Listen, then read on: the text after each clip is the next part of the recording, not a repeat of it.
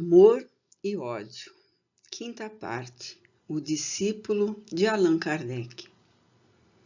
Mas o pai disse aos seus servos: Trazei depressa o vestido melhor, e vesti-lhe, e ponde-lhe um anel no dedo, e alparcas nos pés.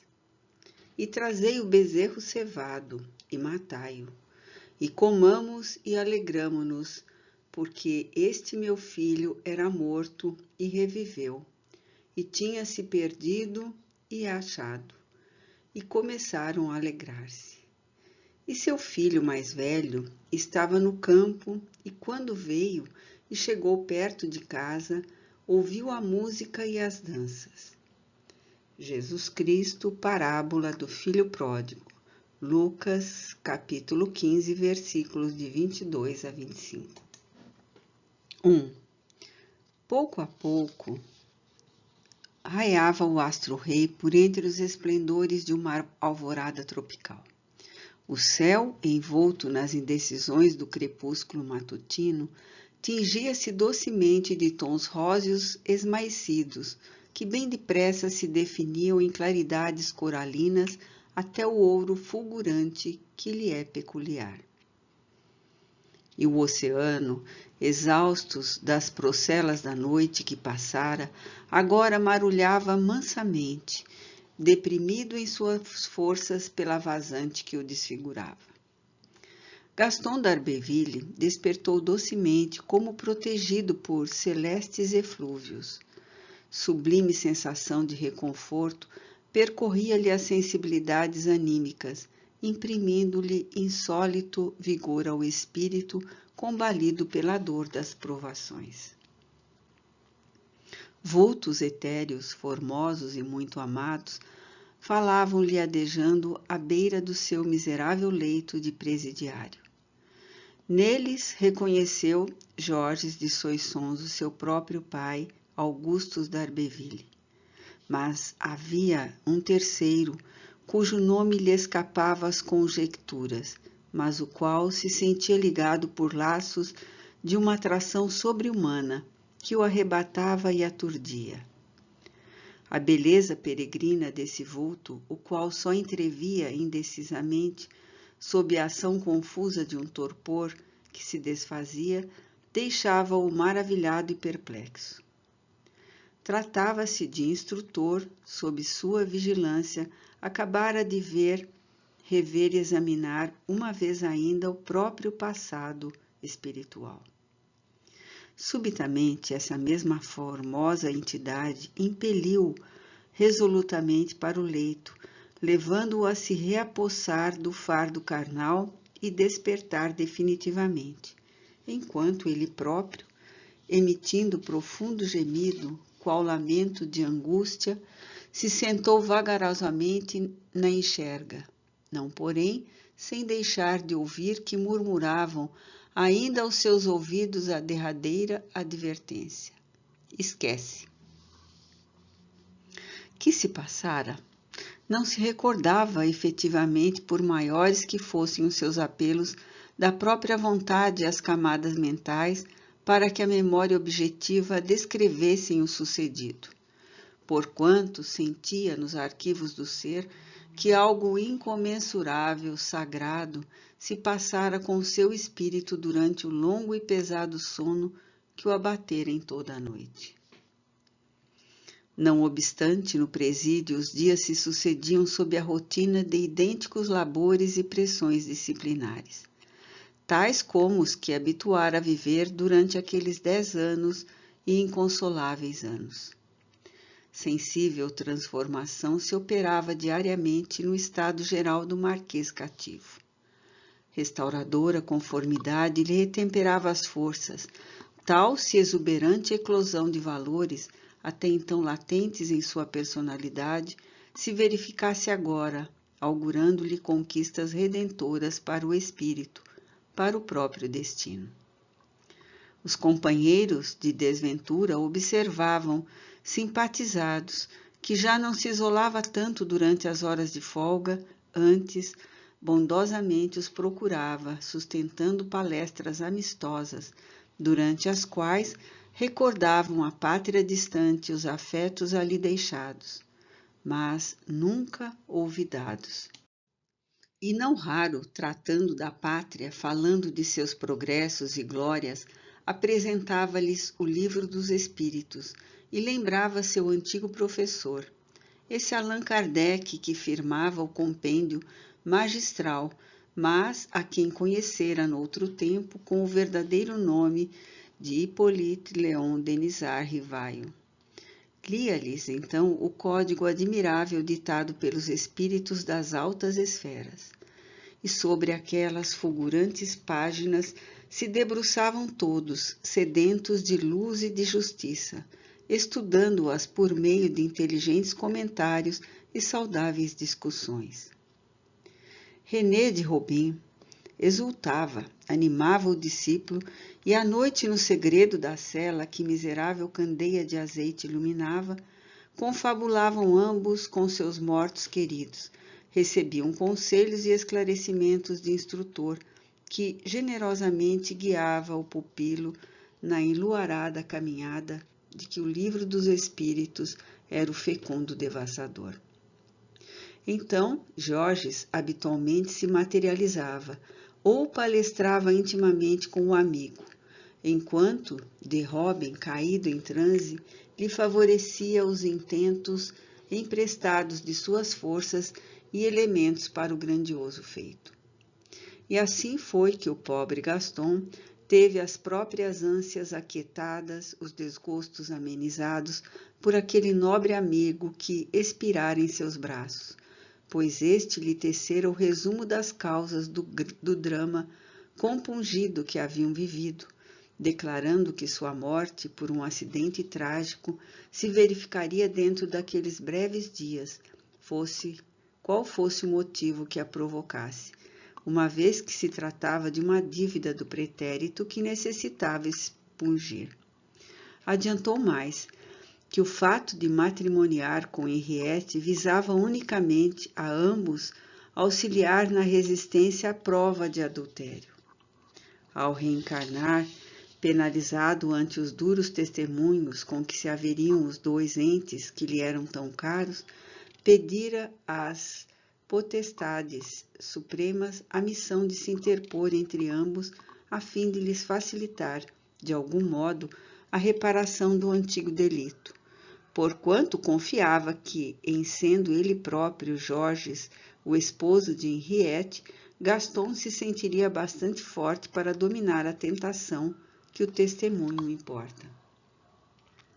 De certa feita, o luminoso fantasma disse ao amigo, comovido e agitado, quando, como habitualmente, de Robin lhe servia de veículo: não tardará muito o dia em que serás libertado. A prova do cárcere foi expungida, e dizer-se, Deus meu, que é por mim, somente por mim, que sofres os ferros deste cativeiro. Referia-se, porém, ao drama do pretérito em Florença, do qual o antigo marquês não se poderia lembrar durante a vigília. Mas este, supondo referência aos acontecimentos do castelo de Soissons, na França, retorquiu compungido como envergonhado. Sabe que desejaria aqui permanecer para sempre, Georges. Resignei-me ao inevitável, visto que errei, e sofrerei por ti de muito bom grado. Não vejo, no entanto, como escapar ao cativeiro. Há 8 anos, Henriette e minha mãe se empenharam junto a Luís Napoleão, a fim de conseguirem a revisão de meu processo ou o meu perdão, simplesmente sem lograrem despertar o seu interesse para o caso arbitrário do meu degredo.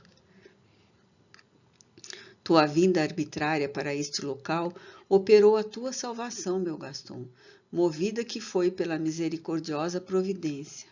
Não será com efeito preferível a Guiana, cheia de sol e de vida, faiscante de esplendores naturais, com uma pátria livre por vizinha, o Brasil? A um calabouço das prisões francesas, a vigilância hostil de carcereiros endurecidos no mistério de algozes? E que importa ao imperador, Gaston? Sairás a despeito do seu desinteresse. porquanto cumpriste a pena frente ao tribunal divino, e novos rumos se esboçarão no teu destino, o que não se daria se permanecesse na França. Entre mentes, decorria o tempo sem que perspectivas de libertação se apresentassem. Mais 2 anos se escoaram. Resignando-se, Gaston não mais se confrangia com a expectativa de terminar seus dias no degredo acerbo. Horizontes novos se descortinaram para seu coração por intermédio das meditações perseverantes sobre o livro dos Espíritos e da convivência com seus mortos queridos e amoráveis amigos do invisível, que acorriam a instruí-lo, consolá-lo e aconselhá-lo durante as singelas, mas muito sinceras reuniões com René de Robin e Manuel Frelício.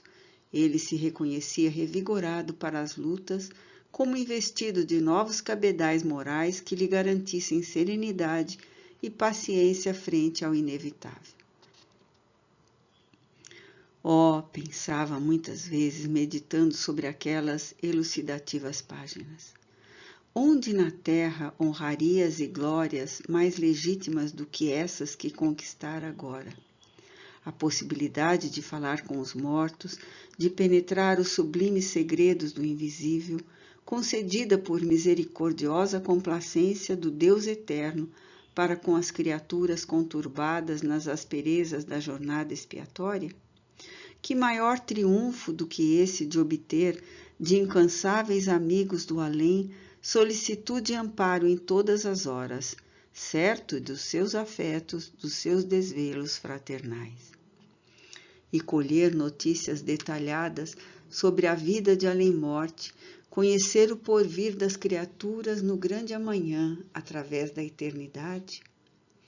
Ah, não mais a desolação de saudades inconsoláveis dos que nos precederam nas solidões do túmulo. Não mais desesperações ou incertezas sobre o ouvido mentiroso da morte, visto que todas as dificuldades existentes entre a terra e o invisível estavam, suave e logicamente, aplainadas com aquelas elucidações ditadas do além-túmulo ao Sr. Allan Kardec, o seu professor e amigo rivaio de outrora. De posse o mundo de tão grandiosa dádiva concedida pelo céu, presenteados os filhos de Deus com esse sublime testemunho de verdades, até então apenas vagamente suspeitadas, quem em consciência se poderia julgar deserdado ou infeliz? Empolgado até o arrebatamento pelo estudo criterioso do livro magistral, que se não cansava de admirar, como pelas confabulações com entidades desencarnadas, moralizadas e fraternas, sua existência na penúria da condenação execrável modificou-se sensivelmente. Sob a serenidade das horas de descanso ou ao soar do martelo, como do machado ou da serra monótona, que agora manejava, como forçado que era, e como outrora empunhara a harpa e o piano, falava aos companheiros das aparições de Jorges e de seu pai, expunha as leis contidas em O Livro dos Espíritos, cujos trechos, comentados, discutidos, assimilados ao influxo norteador de fecunda inspiração, iam esclarecer a inteligência dos demais forçados, aquecendo-lhes os corações sedentos de reconforto e esperança. Agora ele trazia, ademais, indelevelmente impresso nas sensibilidades anímicas, o vulto sedutor daquele amorável rabi da Galileia, a quem aprendera a compreender e amar na convivência com seus amigos do invisível, que dele lhe falavam ardorosamente, cheios de respeito e veneração. E tão precioso o cabedal, vibrando em sua alma sinceramente convertida ao desejo do bem, revolucionava-a, elevava a surtos fecundos de raciocínio e ilações. E tantas efusões superiores, extravasando dos recessos generosos do seu espírito, tornavam-no jubiloso e forte, revigorado por uma alentadora coragem moral, para lutar contra a adversidade e vencê-la, certo de um futuro promissor que lhe apresentaria, de uma forma ou de outra, as palmas do triunfo. Então, ao impulso da mais legítima alegria, a alegria do espírito que se sente renovar para Deus, ele cantou novamente, como outrora nas reuniões elegantes de Paris. Recordou antigas romanzas e elegias, quando o machado afiado, reduzindo ao sol, rangeu picando o tronco secular do arvoredo que se abateu em dramática derrocada. À luz faiscante do sol tropical, sua voz maviosa de tenor não mais esqueceu as antigas composições. Agora, porém, orquestradas pelo inário dos pássaros, das aves, que ocultas nos rendilhados das matas, com ele se rejubilavam, enquanto ao longe o oceano respondia em trechos sugestivos, qual um órgão melodioso e incomparável que homenageasse. Apolo, imortalizado na figura heróica de um homem que errara, que sofrera, mas que o embate de trabalhos e sacrifícios se reconciliava com o dever e a justiça, ressurgindo para Deus. Porém, Gaston não se limitava a só recordar antigas produções. Outras criou ao influxo de novas vibrações de sua mente fecunda e irrequieta. Agora eram hinos a enaltecerem a consoladora certeza de um eterno amor velando sobre a humanidade. Eram oblatas à natureza, traduzindo a presença do ente supremo entre os homens. E eram louvores à sublime centelha que nos escaninhos do ser das criaturas lentamente se engrandece através dos milênios, glorificando a própria origem em cada novo renascimento ou etapa evolutiva. Para tais inários, criava igualmente música arrebatadora, sinfonias que traduziam as belezas fortes da natureza tropical, o bramir do oceano como o gorjear dos pássaros, o rugir das feras e o esfuziar das tempestades, o romper da aurora ou o coachar das rãs. E se alguém adoecia ao seu alcance, desvelava-se em dedicações, pungido por sincera piedade pelos sofrimentos presenciados, esforçando-se por se desdobrar em consolações e encorajamentos para quantos se abatiam sob as dilacerações da adversidade. Tão nobres disposições, auridas na rutilância dos exemplos daquele mensageiro celeste de que falavam, enternecidos, os eminentes espíritos com quem se comunicava frequentemente e cujos abnegados feitos o Novo Testamento sedutoramente relatava as suas ponderações, permitiram florescessem de sua alma faculdades magnéticas preciosas, lídimos dons de reação às influências deletérias que contundem as criaturas desavisadas no carreiro terrestre. Assim era que curava enfermidades orgânicas ou psíquicas, valendo-se da imposição das mãos, simplesmente as quais transmitiam para o paciente salutares eflúvios magnéticos, de que era Apolo adamantino.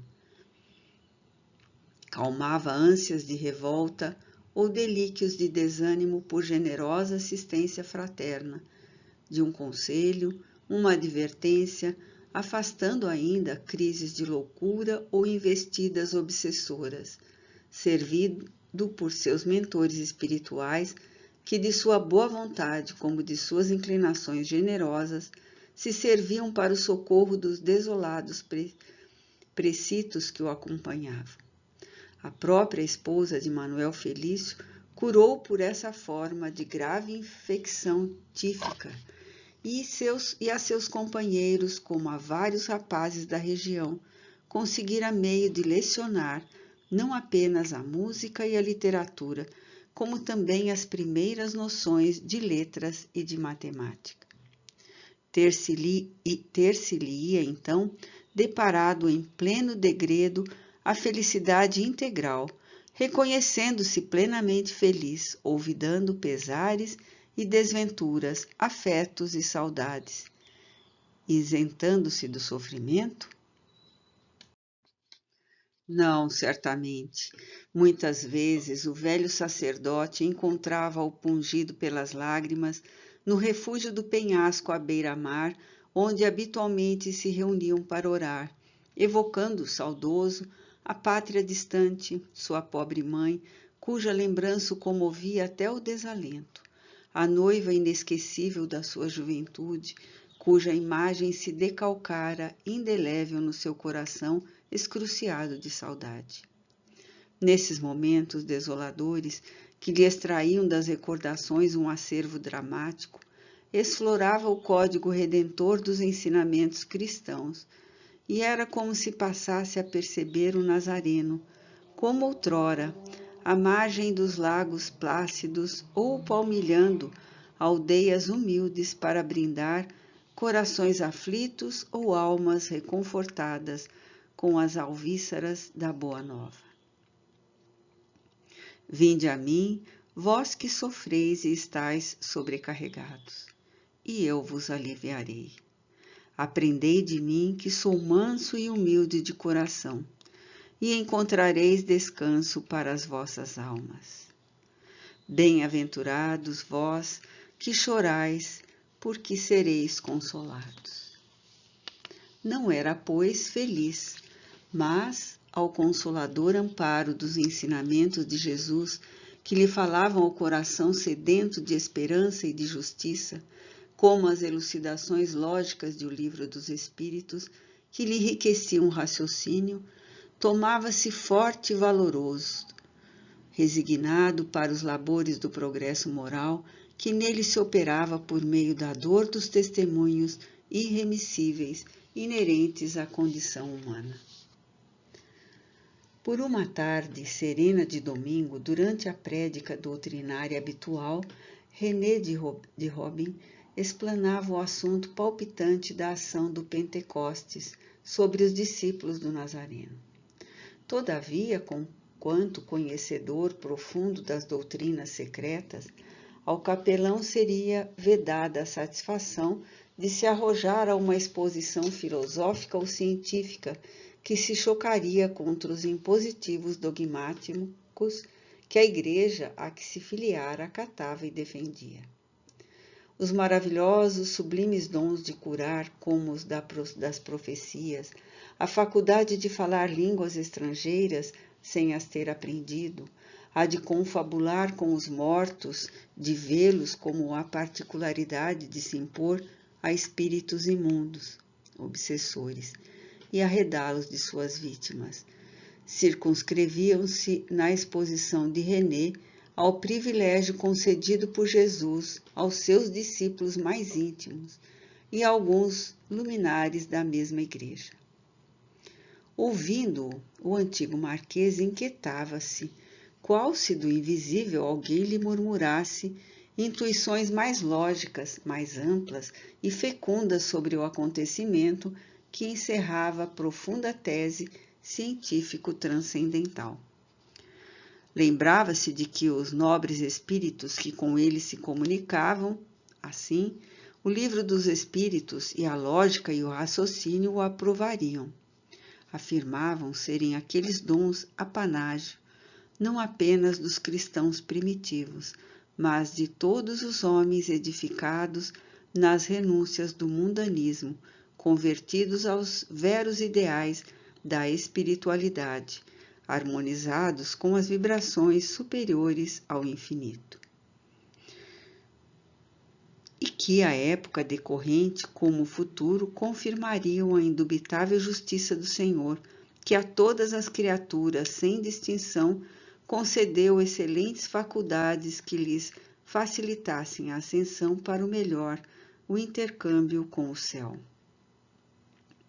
O sol portentoso emoldurava com rutilâncias peregrinas o quadro sugestivo criado sob a pujança das frondes, a que o inário incansável das aves emprestava mirífico encanto.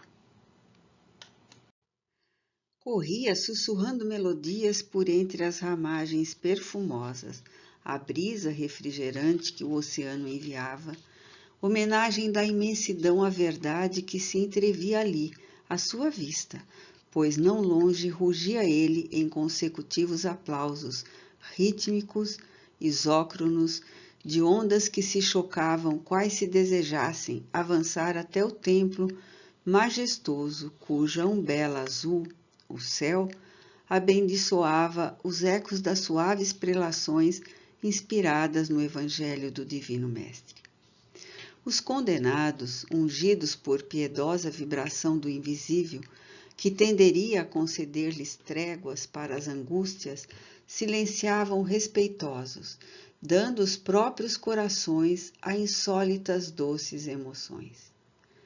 E entidades espirituais formosas, leves quais silhuetas estruturadas em névoas cintilantes, aqui e além velavam, sublimizando com sua presença o pitoresco ambiente saturado dos perfumes fortes da vegetação. René calou-se. Fatigado, enxugou o suor copioso da fronte veneranda, sentando-se na relva macia. O fantasma azulado e risonho de Jorges de Soissons, que parecia cintilar ao sol da tarde, apresentou-se de chofre diante do amigo e disse, autoritário: "Fala tu agora." "Mas eu, Jorges," retorquiu na profundeza do pensamento. "Falar de quê?" "Sobre o mesmo assunto, fala." Então Gaston falou também sobre o Pentecostes. Então aquela inteligência peregrina, aquele coração chamejante de ardores espirituais, aquela alma vibrante de sinceridade, aclarada pelos resplendores da verdade, deixou tanger suas cordas mais sensíveis sob os acordes da inspiração sublime do além, em que seu ser encontrou um maleável instrumento, límpido, independente de preconceitos e dogmas, precioso para a transmissão das revelações do céu para a terra. Jamais outrora esse homem fora tão belo, rodeado das galas dos salões, quando agora sob os andrajos de forçado, mas aureolado de um resplendor celeste, que o inundava todo, qual o dom imarcessível de um novo Pentecostes. Jamais esse homem de ferro fora mais audaz, mais valoroso, mais sedutor do que ao traduzir para os companheiros de infortúnio os celestiais murmúrios da doutrina da espiritualidade, que lhe eram segredados por aquele Jorges virtuoso e honesto, que voltava sorridente sempre, atendendo à necessidade de progresso do irmão de outrora, consolando os demais com as edificantes lições, que, por sua vez, no além, obtinha de mentores e assistentes devotados. Gaston falou, descortinou o panorama evangélico à luz do Espírito, como se faria um século mais tarde, isto é, nos dias atuais. Expôs com lógica irresistível a tese magnificente, destacando do conjunto admirável a personalidade incomparável do mestre Nazareno, tornando-a, por assim dizer, compreensível àquela triste assembleia, sedenta de consolo e esperança, a qual recebia a palavra da revelação inspirada a um dos seus, certa de que uma nesga do céu lhes concedia dadivosas bênçãos por meio do mirífico vocabulário, até então inédito para a sua compreensão. Ao influxo vibratório do alto, ele conseguiu apresentar Jesus irmanado à humanidade. Encurtou, por intermédio de raciocínios e ilações justas e profundas, a suposta distância, a desoladora distância julgada existente entre o Mestre e as criaturas terrenas. E tais foram os conceitos emitidos as sedutoras e reais ponderações, que os míseros forçados se julgariam regredidos aos milênios passados, distinguindo o grande amigo, sob injunções mentais, às bordas do mar ou à sombra das tamareiras floridas, como ao alto de colinas coroadas de cedros frondosos, repetindo agora para eles o convite imortal que ressoa há 2000 anos sobre a humanidade desvairada, e o qual nenhuma apreciação humana saberá aquilatar na sua justa grandeza. Vinde a mim, vós que sofreis e estáis sobrecarregados, e eu vos aliviarei. Aprendei de mim, que sou manso e humilde de coração, e achareis repouso para as vossas almas. E rematando tão formosa preleção com a síntese da nova doutrina da comunicação com os mortos e suas consequências moralizadoras no seio da sociedade, revelou-se também apto a servir aos Espíritos do Senhor para as pelejas redentoras que se iniciavam com o advento do Livro dos Espíritos. René de Robin, vidente cujas apreciáveis qualidades o levavam a viver na sociedade de dois mundos, o visível e o invisível, pasmava-se observando a multidão de entidades imateriais que acorriam do além atraídas pelo verbo cintilante do orador da nova revelação. Misturavam-se entre os forçados sobre a relva. Havia-os de todas as classes sociais terrenas. Ressumbrando orgulho, uns banhados em lágrimas, aflitos ao pungir de dores incomensuráveis, quase todos, e dentre tantos, ó poderosa força das leis superiores do universo.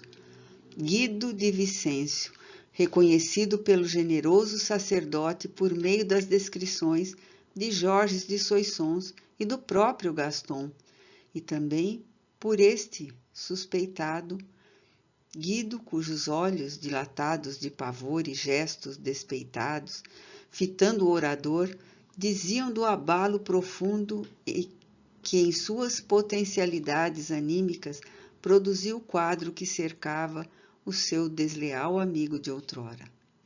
Rodeado de nobres espíritos lucilantes, aureolado de estranho fulgor que das alturas se despejava sobre sua cabeça, a confirmar a tradição do Pentecostes. Atapetado, o chão rude que pisava, como de olentes rosas que resplandeciam como gotas de orvalho ao sol. Céus! Blasfemou o antigo suicida obsessor, e suas vibrações pesadas repercutiram desagradavelmente na sensibilidade do velho capelão. Céus! Como poderá ser?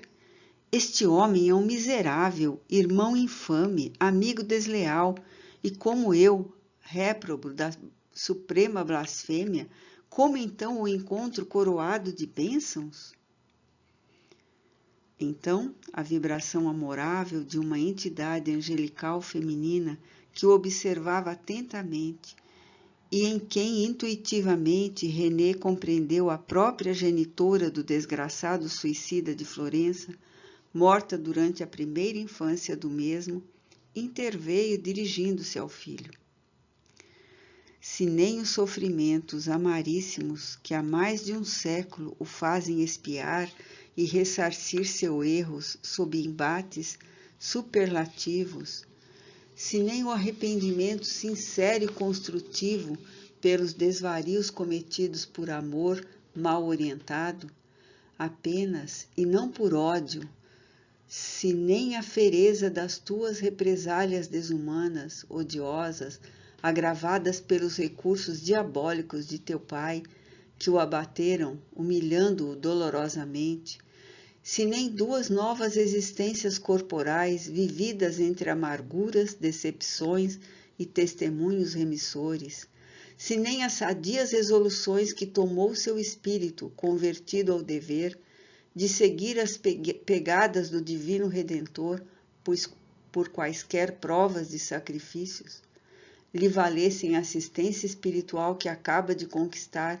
à custa do esforço próprio.